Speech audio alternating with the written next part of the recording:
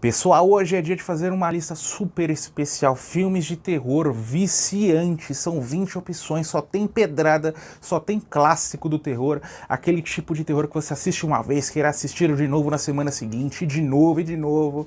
Você já sabe como funciona? Vamos lá! Eu sou o RRB, que você está no Terror de Hobby. Nós vamos iniciar essa lista super especial com o trem do terror, a Scream Queen Jamie Lee Curtis, dá as caras aqui. É um terror, acontece no ano novo, dentro desse trem eles estão comemorando, esse pessoal de universidade. Algo de muito errado aconteceu alguns anos antes, uma pegadinha que fugiu ao controle, e é aí que nós vamos retornar a esse trem no ano novo. Estranhas mortes vão surgindo com esse assassino mascarado, que cada momento ele está utilizando uma máscara diferente. E a gente vai se perguntar, está ligado? Esses eventos estão ligados àquelas pegadinhas cruéis ou é algo completamente novo? É um filme menor, considerado menor da Jamie Lee Curtis, mas eu sou apaixonado por ele. É de 1980 e traz o quê? Dentro de um trem. Quantos filmes de terror que você pode assistir que acontecem dentro de um trem? Não há para onde correr, aqueles corredores pequenos, né, que você não tem muito forma de se locomover, aqueles quartinhos, aquelas camas, então, e retocável em sua proposta, traz até aquele mágico, eu não me lembro o nome do mágico, vou deixar aqui do lado para vocês, tá participando, tá sendo inclusive muito importante para o desenrolar da história. Eu gostei da história, eu gostei da ambientação, eu gostei da Jamie Lee Curtis, é impossível não gostar da Jamie Lee Curtis, então o trem do terror abre aí, e é aquele filme que você vai querer assistir todo final de ano. O Mistério de Candyman, já falei algumas vezes sobre esse filme, dirigido pelo Bernard Rose, trilha sonora de Philip Glass, como protagonistas Virginia Madsen, Tony Todd. Na história, essa estudante está pesquisando, né, lendas urbanas, alguém fala para ela de Candyman, a lenda de Candyman, que surgiu lá em Cabrini Green, esse bairro pobre estadunidense. Ela vai até aquele bairro, até um grande prédio, pesquisar essa lenda urbana, e ela vai acabar recebendo mais do que ela barganhou por. Virginia Madsen, incrível no papel de sua vida, na minha opinião. Ela teve uma carreira muito boa, inclusive fora do terror, mas eu acho que esse é o grande filme dela. Ela fez aquele Sideways, filme de comédia com o Alexander Payne, com o Paul Giamatti, que é também um dos maiores trabalhos de sua filmografia, e o Tony Todd, um dos maiores vilões de todos os tempos, o maior herói negro dentro do terror, com certeza, um top 5 de vilões, com certeza Candyman estaria ali. Tem 3 filmes, uma trilogia, depois teve um novo exemplar que saiu há pouco tempo. Todos os filmes eu recomendo, eles vão alternar em qualidade, mas vale a pena assistir. Eu assisti pela primeira vez na Band, viu? Já tava quase com 20 minutos de filme, conheci no início da minha adolescência, me apaixonei. Então, tá aí, Candyman pra vocês maratonarem. Eu falei sobre filme que acontece no Ano Novo, agora tem um filme que acontece no Natal, Noite do Terror, Black Christmas em seu título original, e o seu título mais popular mesmo. É dirigido pelo Bob Clark, um dos maiores filmes da filmografia desse diretor canadense. No Natal, estão passando trotes para essa casa habitada somente por mulheres, até o ponto. A gente sabe que as coisas estranhas estão acontecendo, a gente sabe das mortes, mas as protagonistas, elas estão completamente às escuras. Clássico, super atmosférico. Bob Clark, dentro do terror, é um camarada que consegue atribuir muita atmosfera de uma forma quase mágica, fácil. Ele fez depois aquele Dead of Night, que é um filme também tão viciante quanto Black Christmas. Só coloquei Black Christmas nessa lista inicial. Então todo Natal você vai querer assistir, às vezes mais de uma vez no ano. Filme curtinho, não tem ponto de parada, cinematografia ótima, aqueles trotes telefônicos que a gente tanto ama dentro do terror, e terror setentista, né? O melhor ali, eu colocaria talvez um top 10, top 15 da década. Filme mais recente agora, Não Olhe, dirigido pelo Jordan Peele, Nope, em seu título original. O pessoal ali, surge uma nuvem enigmática que traz circunstâncias estranhas à vida desses dois irmãos que estão superando a figura do luto, superando a figura de uma tragédia que aconteceu com o pai deles meses antes. Eles estão nessa fazenda, estão com uma vida financeira um pouquinho turbulenta, e eles vão tentar angariar dinheiro com essa nuvem, né? Vão tentar filmar algo real. É aí que nós vamos ter o nosso filme Filme sci-fi, é mais um sci-fi do que um terror, é um pouquinho maior, uma duração um pouquinho mais estendida, mas cada minuto vale a pena, a gente realmente não sente o tempo passar diante dos nossos olhos, os protagonistas são ótimos, os efeitos são espetaculares, são na medida certa, não há nada muito exagerado, não há nada que acaba ficando aquém das nossas expectativas. Então o Jordan Peele só dirigiu coisa boa até o momento, né? Estão falando que ele vai fazer filme de super-herói, ele deveria ficar no campo do terror, que ele dá mais certo, né? Fez o Corra, né, o Get Out, fez o Us, que é um filme, é o piorzinho, né? É bom, mas eu digo assim, numa esfera de Não Olhe, de Corra, o Us fica um pouquinho abaixo na minha opinião também, mas os 3 filmes incríveis. E é um filme que você vai querer assistir sempre, querer pegar detalhes ocultos, easter eggs, coisas que a gente não entende em uma primeira exibição. É um baita filme, pode assistir que você não vai se arrepender. Possession, em seu título original, obra dirigida pelo Andrzej Zulawski, cineasta, eu acho que é polonês, não tenho certeza. Ele tem uma filmografia bem extensa, ele dirigiu coisa boa, coisa regular, coisa muito ruim, e o Possessão é o seu maior trabalho e é um dos maiores filmes de terror que eu vi na vida, filme aí do início dos anos 80, que vai trazer o processo degenerativo do relacionamento desse casal. A trama é essa, simples, você não precisa saber de mais nada, o resto você vai descobrir em tela, um filme extremamente perturbador, mas é estranho, né, que eu traga um filme perturbador para uma lista de filmes viciantes, mas você vai entender, se você vai assistir, se você já assistiu, você já entendeu, mas quando você vai assistir pela primeira vez, ele te hipnotiza, você quer visitar as cenas novamente, uma vez mais, aquelas cenas perturbadoras, as cenas nas ruas, cenas no metrô, aquela cena fantástica com a Isabelle Adjani, que a Isabelle Adjani é uma das maiores performances femininas que eu vi na vida, se equipara aí a Bárbara Stanwyck em Pacto de Sangue, a Isabelle Huppert em A Professora de Piano, mesmo a nossa Montenegro em Central do Brasil, as maiores atuações femininas que você vai ver na vida, e ela fala que ela demorou anos para se recuperar desse papel. Tem o Sam Neill, eu ia falar Sam Raimi, né? Às vezes eu me confundo, eu troco os nomes, o Sam Neill como um dos protagonistas ao lado da Adjani. Então é um filme incrível, obra-prima, sou completamente apaixonado por ele, assisti umas 4, 5 vezes esse filme, é uma experiência bem forte de assistir, você tem que se preparar bem, você vai acompanhar algo realmente sinistro, a gente nem acredita no que nós estamos vendo em alguns momentos. Enfim, Possession, anos 80 em seu melhor. Palhaços assassinos do espaço sideral. A trama é simples, palhaços param nessa cidade pequena, palhaços alienígenas, e vão trazer um verdadeiro caos à vida dos habitantes do lugar. Palhaços assassinos do espaço sideral, Killer Clowns from Outer Space, seu título original, é um dos filmes que mais exemplificam o que foram os anos 80 para a vida do cinéfilo, não, do cinéfilo de uma forma geral, né? Não só do terror, é muita coisa boa, é muito filme bom. Eu costumo assistir embaciada filmes dos anos 80 e eu sempre acabo descobrindo coisa nova, coisa que eu nunca ouvi falar na vida. Palhaços Assassinos do Espaço Sideral é aquele filme que você vai assistir uma vez, vai querer assistir de novo, vai querer assistir com amigos, vai querer mostrar para amigos que ainda não conhecem ele. E é filme com palhaços, né? Não é muito assustador para atiçar a fobia de algumas pessoas. Ele é hipnotizante, assim como Possessão. Inclusive, né, não tem muito a ver com a temática do nosso filme, mas saiu um jogo aí recente, online, né, para consoles, para PC, inspirado no Palhaços Assassinos do Espaço Sideral. Então aí para vocês conhecerem, lançaram essa semana, eu joguei algumas horinhas, ainda estou aprendendo o jogo.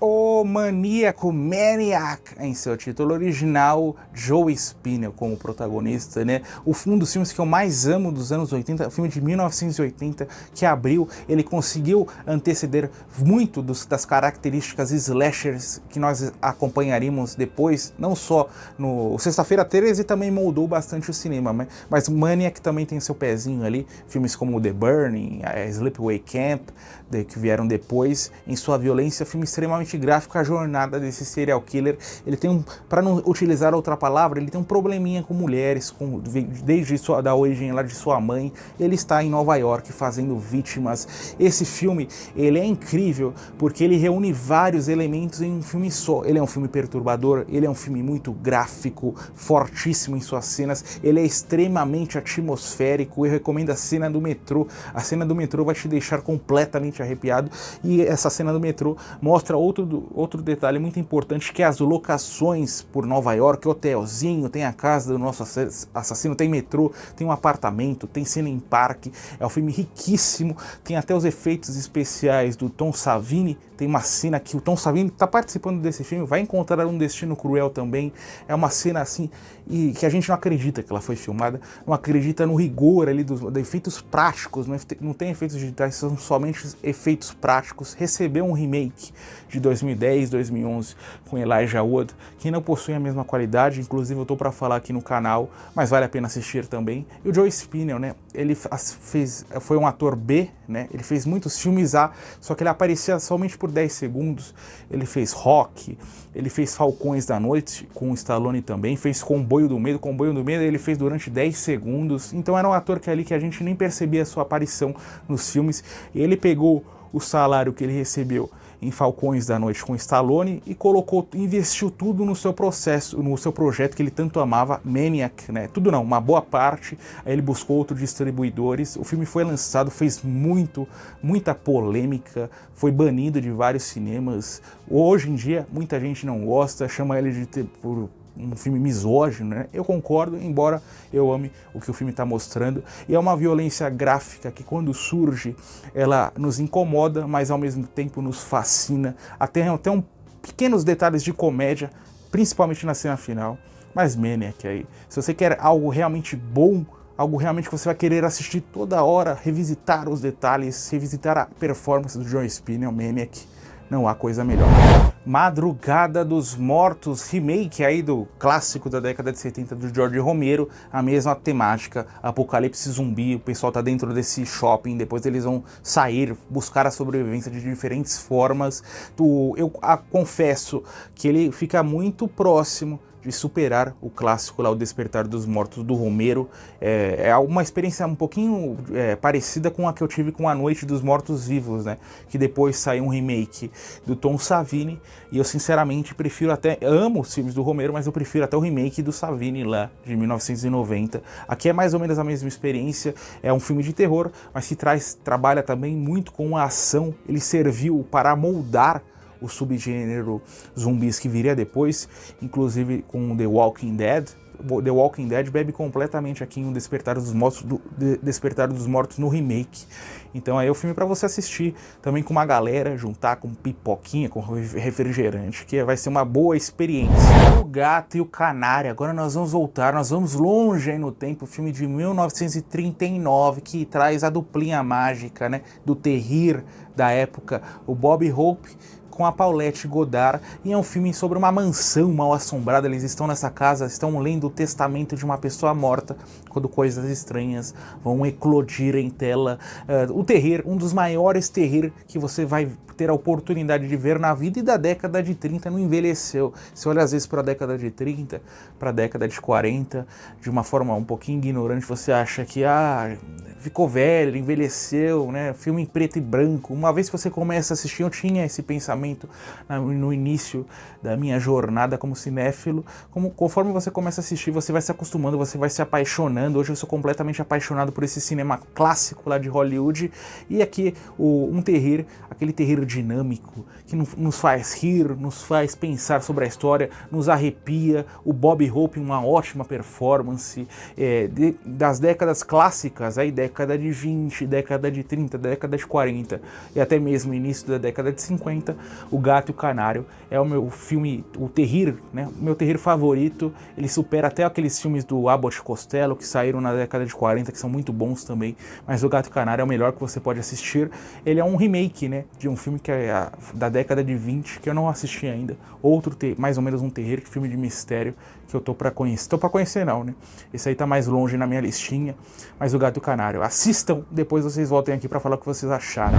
Vamos pular da década de 30 pra década de 60, O Parque Macabro, Carnival of Souls. Essa jovem, ela esteve num acidente, sobrevive, ela vai se mudar de cidade ter uma nova carreira, ela quer colocar sua vida nos eixos, só que ela começa a ver coisas naquela cidade, uma pessoa que está seguindo ela, um fantasma, ela não sabe se é alguém real, um fantasma.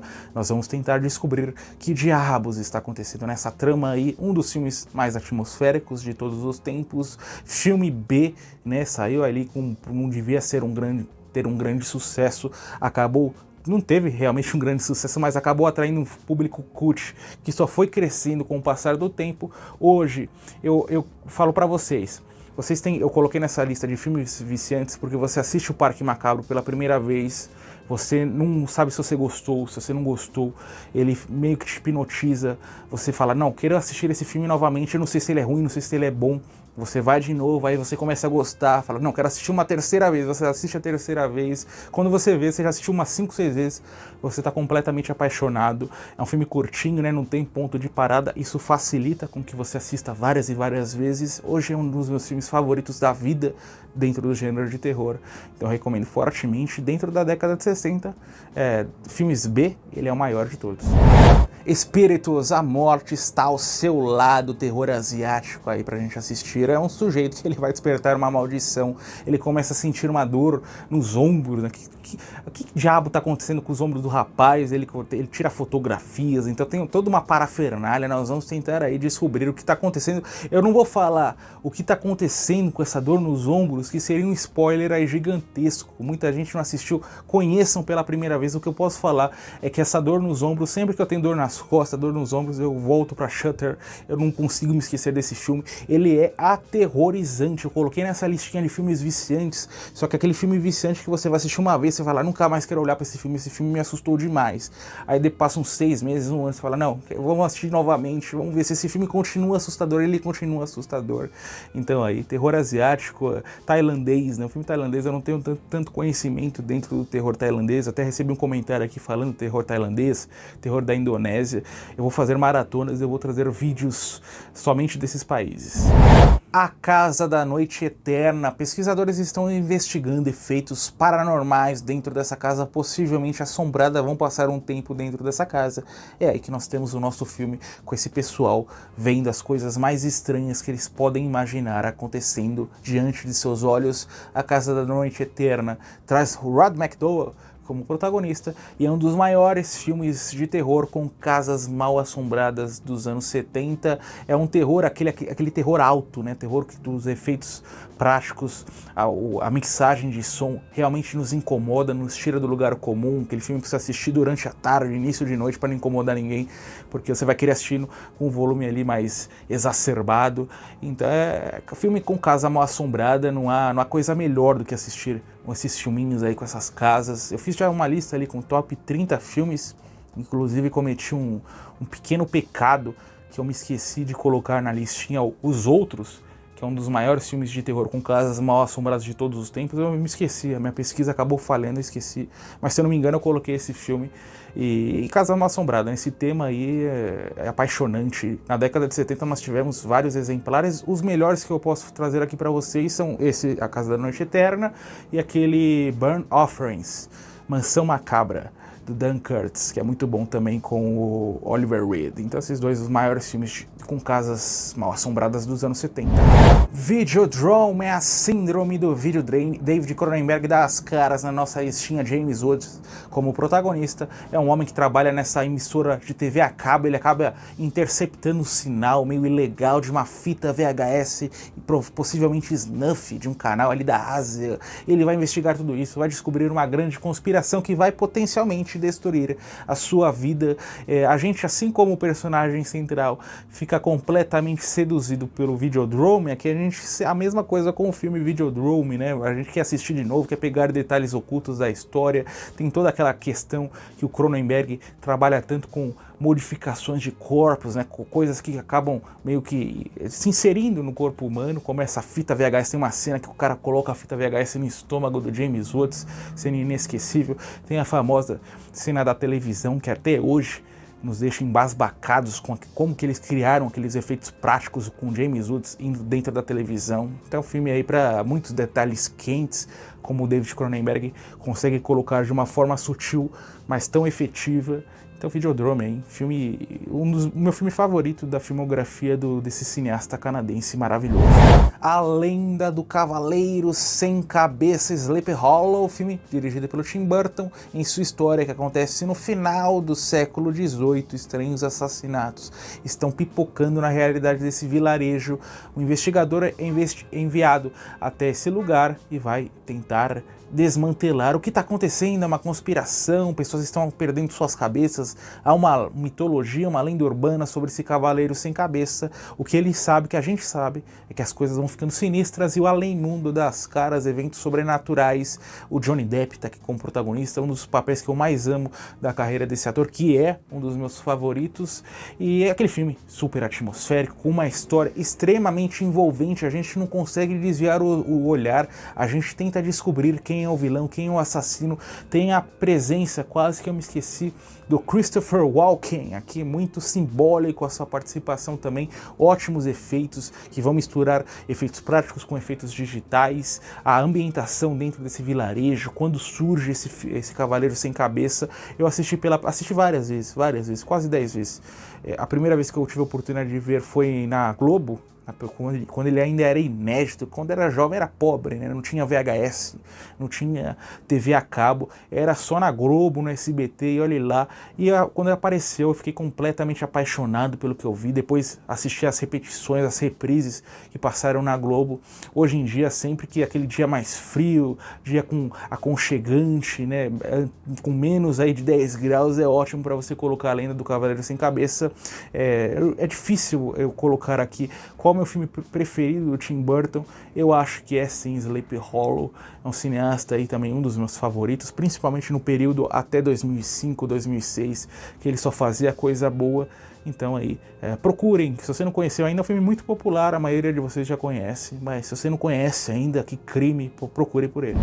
Verão de 84, uma grande homenagem aos anos 80, conforme o título sugere. Ele vai pegar os moldes de Stranger Things, né, ao montar sua estrutura repleta de homenagens, só que diferente de algumas temporadas de Stranger Things, que parece uma cópia de produções dos anos 80, aqui ele consegue atribuir sua própria identidade. Na trama nós vamos ter alguns adolescentes na faixa dos 12 aos 16 anos que eles começam a investigar um serial killer que surge naquela cidade. Eles têm a certeza, têm essa convicção que um vizinho é o responsável por esses crimes. Então eles montam uma grande operação para trazer a vigilância, né, o que está acontecendo na jornada desse sujeito.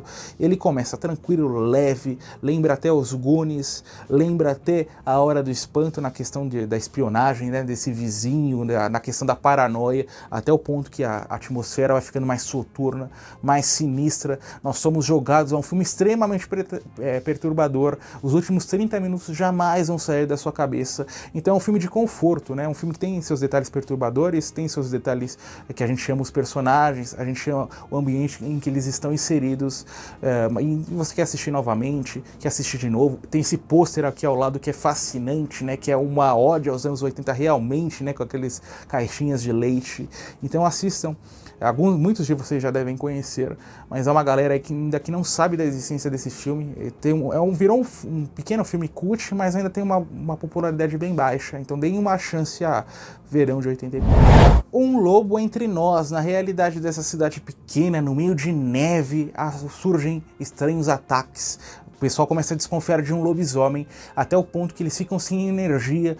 A criatura que está atacando, pessoa ou criatura, deixou eles meio isolados dentro desse hotel. Eles vão tentar descobrir quem é o responsável. O que eles têm a certeza é que esse lobisomem, conforme o título sugere, está entre eles. Então quem é o culpado? É um jogo de mistério tradicional, filme de mistério, filme de lobisomem e aquele filme de terror no frio, né, embaixo de muita neve, dentro de um possível hotel, uma pousada irresistível. Aquele filme que você ama os primeiros 5 minutos.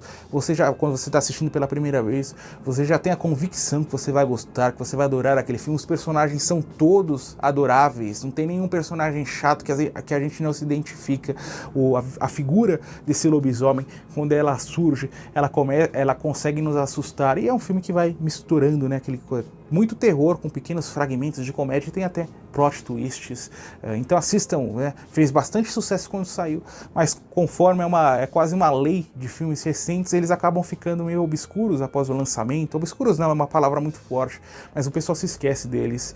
Um Lobo Entre Nós se eu pudesse fazer um top 10 de filmes de lobisomens, ele com certeza estaria.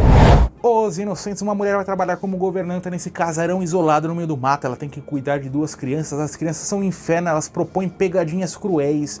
E ao mesmo tempo que essas pegadinhas surgem, um fator possivelmente sobrenatural também vai dar as caras, vai tentar levar essa governanta à loucura. Nós vamos tentar entender se são eventos sobrenaturais, se são essas pegadinhas, se é uma conjunção entre esses 2 fatores. Direção do Jack Clayton. Os Inocentes possuem uma das maiores cinematografias do cinema da década de 60 e do cinema de terror como um todo, né? A gente realmente se sente dentro do filme. Percebam em algumas imagens, né, o que está acontecendo ao fundo, longe dos nossos olhos. Se a gente não perceber, não prestar atenção, a gente perde as cenas. As locações são ótimas e é um filme que você pode ter essa dupla avaliação, né, bem subjetivo, como você vai caracterizar o que está eclodindo em tela, o que está acontecendo. Quando você termina o filme, você vai ficar se perguntando, é isso ou é aquilo? Que diabo que eu vi aqui? Deborah Kerr como protagonista, interpretando aí essa pobre governanta. Então é aquele filme que vai acabar pegando, te viciando por essa tentativa de explicar o que você acabou de ver. Perseguição. 2 irmãos estão na estrada viajando, eles vão ao encontro da namorada de um deles, eles têm esse walkie-talkie, né, com um rádiozinho, eles estão pregando pegadinhas nos caminhoneiros, em outros viajantes, até o ponto em que eles resolvem brincar com a pessoa errada. É aí que surge a figura do nosso querido Rusty Nail, um dos maiores vilões dos anos 2000, esse caminhoneiro enraivecido quer vingança e vai perseguir esses 2 irmãos. Depois nós somos introduzidos, né, a figura da terceira personagem. Tem no elenco, primeiro, a direção do John Dahl, que é um ótimo diretor, fez muitos filmes, 2 ou 3 filmes no ar no final da década de 80, filmes neo-noir, no final da década de 80 e início dos anos 90, tem o roteiro do J.J. Abrams e tem esse trio, né, o trio Teen, que estava em evidência à época, a Lily Sobieski, o Paul Walker, né, em um filme aqui de ação na estrada de terror, diferente de um filme de ação, e o Steve Zahn, né, o Steve Zahn é um ator que eu gosto bastante, fez vários filmes de terror, filmes de comédia, filmes de drama, ele fez aquele That Thing You Do, como que chama? The Wonders, O Sonho Não Acabou, aquele filme dirigido pelo Tom Hanks, que passava várias vezes na sessão da tarde, e Perseguição, filme de estrada, né?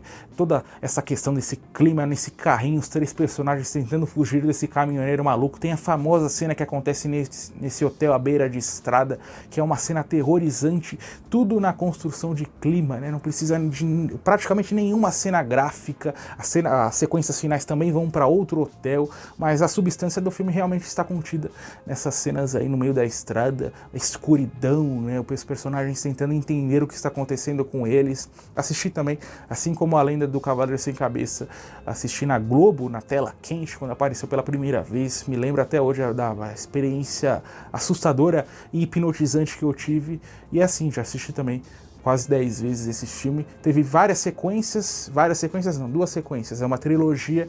As sequências são bem fraquinhas, filmes B mesmo, mas vale a pena pra gente ter mais desse vilão tão amado aí do cinema. E a Candy Kane, né? Quem não se lembra da personagem que os personagens fingem ser Candy Kane, o personagem falam que cadê a Candy Kane? Quero falar com a Candy Kane. São frases aí que vão permear o inconsciente coletivo do fã de terror eternamente.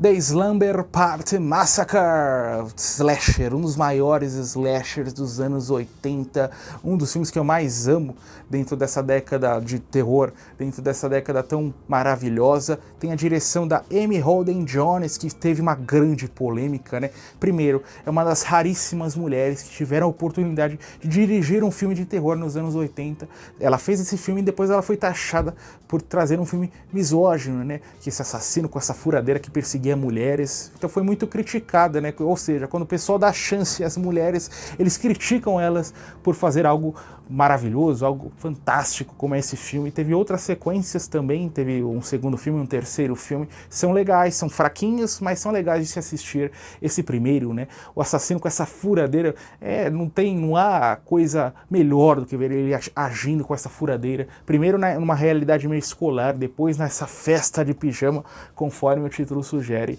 Então aí, assistam, né, é um filme que é mais conhecido lá fora do que aqui no Brasil, por incrível que pareça, mas deem uma chance aí, ele fica um dos melhores, se é que não é o melhor filme slasher dos anos 80. O filme mais viciante do nosso vídeo é Creepy, né? No último vídeo eu falei sobre o Mark Duplass, naquele Baghead, que ele age como diretor, aqui ele está como protagonista, participa do roteiro, porque muito do roteiro surge na hora, na criatividade, na genialidade do ator.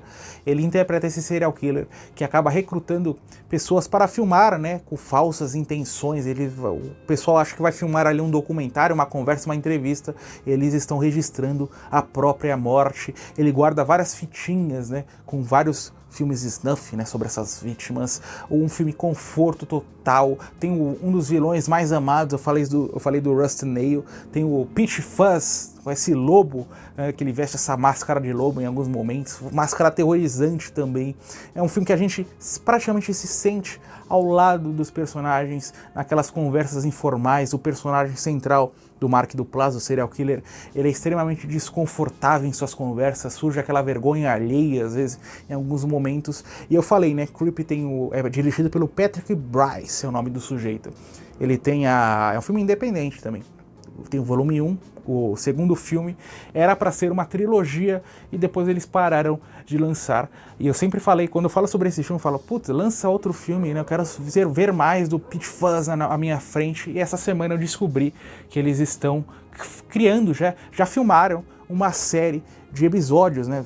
Cada episódio é um caso dessas fitinhas diferentes, eles vão lançar, eles estão procurando distribuidores, ou seja, a gente vai ter vários episódios aí para assistir um dos personagens mais amados, um filmaço, ou seja, eu tô super ansioso para que essa série seja lançada de fato, e o Mark Duplass, né, todo o seu talento aqui à frente de um filme de terror, ele que costuma fazer muitas comédias. Terminou mais um vídeo que se encerra, mas você já sabe, você já está acostumado, já clica no vídeo do lado aqui e continue maratonando o terror de hobby.